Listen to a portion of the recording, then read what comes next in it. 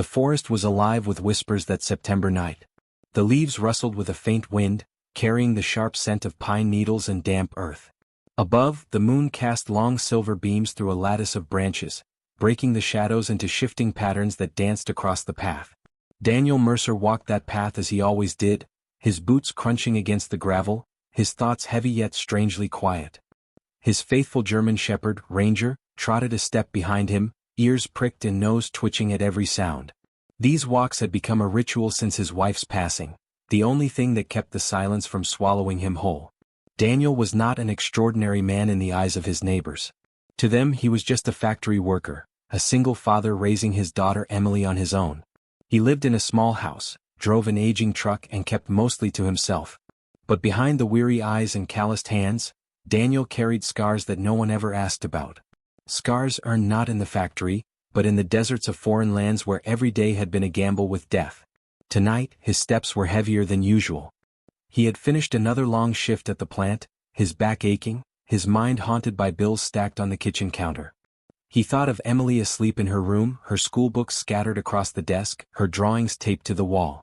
She was his anchor, his reason to fight through every weary day. Without her, Daniel was certain he would have collapsed long ago. Ranger's sudden growl broke the quiet. The dog's body stiffened, ears locked forward. Daniel stopped, every sense sharpening as though the soldier within him had awakened. He followed Ranger's gaze toward the thicket of bushes near the bend in the path. Something moved there, something too heavy, too deliberate to be just an animal. "Easy, boy," Daniel murmured, but his own pulse had already quickened. He stepped forward, the air around him thickening with dread. Then he saw it. Half hidden beneath broken branches lay a woman. Her uniform told him instantly who she was, a police officer. Her chest rose in shallow, jagged breaths. A dark pool of crimson spread beneath her, staining the earth black in the moonlight. Her hand twitched weakly near her holster, but her strength was gone. Daniel froze. For a single heartbeat he was just a man confronted with horror. His throat tightened, his hands trembled, and 1,000 thoughts crashed through his mind. Should he run for help? Was he too late already? Could he even make a difference? And then the voice returned. The one that had guided him years ago on dusty battlefields. "I've got you. You're not alone." It had been the last thing he whispered to young men bleeding in his arms, men who never made it home. He had buried that part of himself, locked it away when he came back, but tonight the lock shattered. Daniel dropped to his knees beside the woman. Her name tag caught the moonlight Reyes. Her skin was cold. Her pulse fluttered weakly beneath his fingertips. He pressed his palm against the wound, instinct taking over. The gurgle in her breath told him her lungs were filling. He knew the sound. He knew the smell of iron in the air, the way the earth seemed to still as life slipped away. Ranger whined, circling, sensing the gravity of the moment. "Stay with me, boy," Daniel whispered to the dog, his own voice steady now. To Reyes he said firmly, "You're not alone. I've got you." His shirt tore easily beneath his teeth, his hands working with precision honed long ago. He packed the wound, applying pressure so unyielding it hurt his arms. Reyes gasped faintly, her lips moving without words. Daniel leaned close, hearing only fragments. "Don't let me die." "Not tonight," Daniel muttered under his breath, jaw clenched. "Not on my watch." The forest was silent around them, save for her strained breathing and Ranger's low whimpers. Minutes stretched like hours. No headlights, no sirens. Just a wounded officer and a single father battling the tide of death with his bare hands. Daniel thought of Emily again. He thought of the night his wife had not come home, the way grief had consumed him. He could not let another child feel that. He would not. He pressed harder, feeling Reyes cling stubbornly to life beneath his hands. He whispered the words again like a mantra, like a promise. "I've got you. You're not alone." The seconds dragged and the silence pressed in. Daniel could feel the tremor in Officer Reyes's body, the fragility of her pulse. Her blood seeped through the makeshift bandage he had tied, sticky and warm against his hands. Every heartbeat was a battle. Every breath sounded like it could be her last. The night had grown colder, or perhaps it was just his mind sharpening into focus. He knew what this moment meant. He had seen it too many times in another life.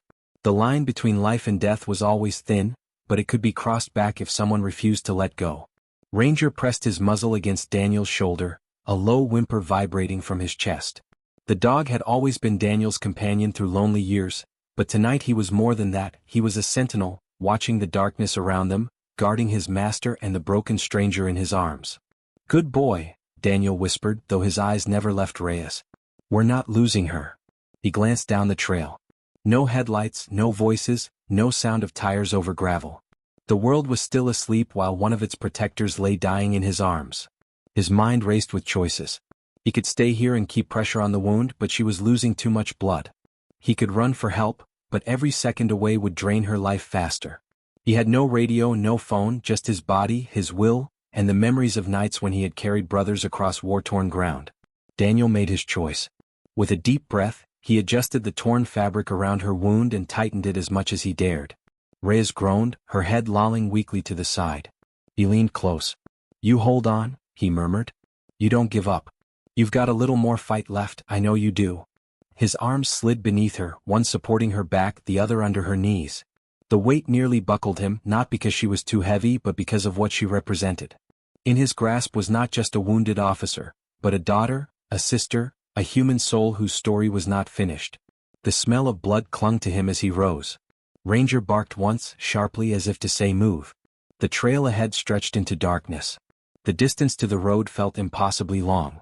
But Daniel began to walk. Each step was deliberate, steady, his boots sinking into the dirt. Reyes gasped, her hand twitching against his chest. Daniel adjusted her gently, whispering again, I've got you. You're not alone. The woods seemed to conspire against him. Roots caught his boots, branches clawed at his arms. His breath grew ragged, sweat dripping despite the cold air. Yet he did not falter. He could not. Ranger padded ahead, darting back now and then, urging them forward as if sensing how much depended on every second. Memories bled into the present. Daniel saw flashes of another life, carrying Private Harris through gunfire, dragging Corporal Jameson across sand while mortars lit the night sky. He had sworn never to relive those days, never to let the ghosts follow him home. Yet here he was again, carrying someone through the edge of death, whispering the same words that once kept frightened soldiers alive for just a little longer. The road was close now, he could feel it. The faint hum of passing cars echoed beyond the trees. The light grew brighter with each step. Reyes's breathing rattled against his chest, shallow but still there. Not much longer, Daniel whispered to her. Stay with me. For your family. For the badge you wear. For yourself. Suddenly headlights cut through the trees. Tires screeched against asphalt. 2 police cruisers burst into view at the edge of the woods. Their lights flashed red and blue, painting the night in urgent color. Daniel stumbled into the open, Reyes limp in his arms, his shirt and hands drenched in blood. Ranger ran beside him, barking furiously as if demanding help. The officers poured out of their cars, weapons drawn, faces hard. For one tense breath, suspicion clouded the air. To them, it must have looked like a stranger carrying their fallen sister, blood everywhere, danger unknown. Hold fire, one of them shouted, but the guns didn't lower immediately. Daniel froze, his chest heaving, Reyes still clutched tight against him. He didn't plead. He didn't explain. He simply locked eyes with the nearest officer and let the truth speak through his actions. The torn fabric bound around her wound, the steadiness of his grip, the loyal dog pacing by his side, all of it told the story without words. Medic! Another officer yelled, his voice breaking the tension. The scene erupted into motion. Paramedics rushed from the second cruiser, stretcher clattering onto the pavement. Officers holstered their weapons, eyes wide as they realized what they were witnessing.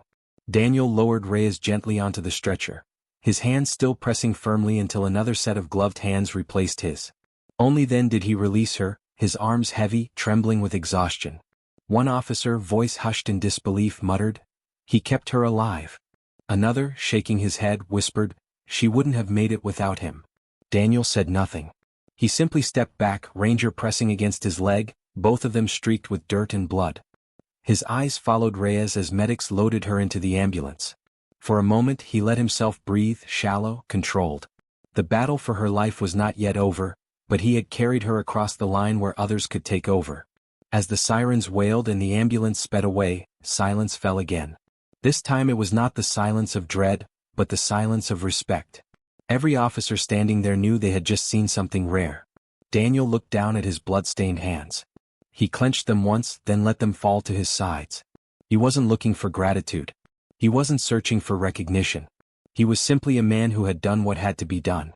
Ranger leaned into him, tail low, eyes still locked on the flashing lights fading into the distance. Daniel scratched his fur absently, whispering, "Good boy. We did what we had to do." Behind him, the officers exchanged glances. None of them spoke it aloud, but the thought hung heavy in the air. Sometimes heroes don't wear badges. Sometimes they just walk their dogs at night. The fluorescent lights of the hospital waiting room hummed softly, their glow casting pale halos across the sterile white walls. Daniel sat alone in a corner chair, elbows resting on his knees, hands still stained with the deep brown of dried blood. Ranger lay at his feet, head pressed against his boots, as still as stone. For hours Daniel had not moved. His muscles ached from the weight of carrying Officer Reyes, his back screamed in protest, but he ignored it all. He had been here before, waiting to hear whether someone would live or die. In the deserts overseas, the waiting never ended. Sometimes it ended in hope, but too often it ended in silence. Every sound around him was magnified, the squeak of shoes across polished tiles, the distant buzz of an intercom, the metallic clatter of a gurney being wheeled down the hall. Each time footsteps approached, Daniel's chest tightened, though he reminded himself he was not family. No one owed him updates. He was just the stranger who had carried her out of the woods. The double doors to the emergency ward swung open. A tall man in uniform stepped out, his captain's bars catching the light. His face was lined with age and long years of command, but his eyes carried something else tonight, something caught between awe and shame. He stopped when he saw Daniel. For a moment, he said nothing, just studied the weary man and the loyal dog at his side. Then he crossed the room and lowered himself into the chair across from him. "You're the one who brought her in," the captain said quietly, almost as if speaking too loud would shatter the fragile moment. Daniel didn't look up. He nodded once, his gaze fixed on his blood-stained hands. "She was bleeding out. I did what I could." "What you could," the captain repeated, shaking his head slowly. "Son, what you did was the only reason Officer Reyes is alive right now." Daniel's jaw tightened. He didn't respond. He had never been one to seek praise, and the weight of words like hero always felt too heavy. The captain leaned forward, his elbows on his knees. "For years I've commanded men and women in uniform. We pride ourselves on courage, on sacrifice. But tonight, every one of my officers learned that courage does not belong only to a badge or a uniform." Daniel finally met his eyes. The captain's expression was raw, no pretense, no authority, just human gratitude. "You didn't just save her," the captain said, his voice lowering. "You reminded us what true service looks like." Daniel inhaled slowly, then let the breath out. He could feel Ranger's steady warmth against his boots, grounding him. He thought of Emily at home, curled beneath her blanket, dreaming without knowing her father had just walked through another battlefield. "I did what anyone would have done," Daniel muttered, though even he knew that wasn't true. Not everyone could have stemmed that wound, not everyone could have carried her through the woods without faltering. His past, his scars, his pain, they had all converged into this moment. The captain studied him for a long while. "Do you know what she said before they took her into surgery?" Daniel shook his head. "She said, 'Don't let him leave. I owe him my life.'" The words struck Daniel harder than any medal or commendation ever could. He looked away, swallowing hard, the knot in his throat refusing to ease. Silence settled between them. For the first time, Daniel allowed himself to lean back against the chair. Ranger shifted, resting his chin on Daniel's knee. Across the waiting room, a group of officers stood near the doors. They weren't staring in judgment anymore. Their eyes carried respect, even reverence. Some nodded to him, their expressions solemn. They didn't see just a tired factory worker anymore. They saw the man who had carried one of their own back from the edge. The captain rose to his feet. "You may not want recognition, Mr. Mercer, but you've earned it. And whether you like it or not, from this night forward, every officer here will know your name." Daniel looked up, his eyes calm but unyielding. "Names don't matter. She's alive. That's all that counts." The captain hesitated, then extended his hand. After a moment, Daniel took it, his grip firm but brief. As the captain walked back toward his officers, one phrase lingered in Daniel's mind, echoing like a vow. Quiet guardian. It was not a title he asked for, but it fit. The night wore on. Hours later, a nurse appeared, her smile tired but genuine. "She made it," she said softly. "Officer Reyes is stable. She'll recover." Daniel exhaled, his body sinking deeper into the chair as the weight lifted from his shoulders. Ranger's ears perked, tail wagging faintly as though he too understood. For the first time since the night had begun, Daniel allowed himself to close his eyes. He felt no triumph, no pride, only relief. He whispered to himself, not for anyone else to hear, I've got you. You're not alone. The words that had carried brothers through battlefields, the words that had anchored Reyes to life, were now his prayer for himself. Somewhere down the hall, machines beeped steadily beside a recovering officer. Somewhere in that building, men and women in uniform carried a new kind of respect for the stranger in the waiting room.